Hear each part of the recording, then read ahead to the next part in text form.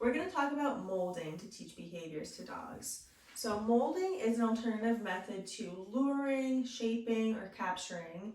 And molding involves actually moving or coercing your dog to move their body in a way to create a desired behavior. So some examples of molding are pushing your dog's body down into a sit, or if you want your dog to get into heel position, you could mold them by pulling them on their leash into a heel position.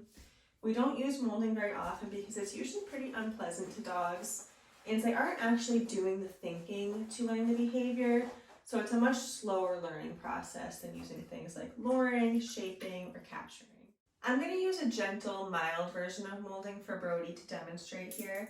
And instead of actually physically moving his body around, I'm going to physically encourage him to move his body. So to do so, I have a little piece of tape here.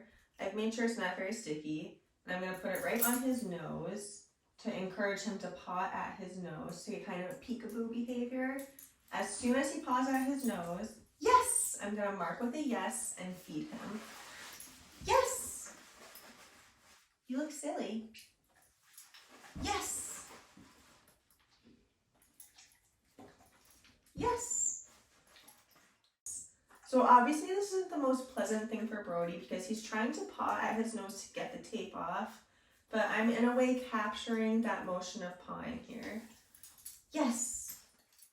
Over time you can start fading the tape away and put a name on the behavior of pawing at the nose to teach your dog that peekaboo or hide means putting their hand up on their nose.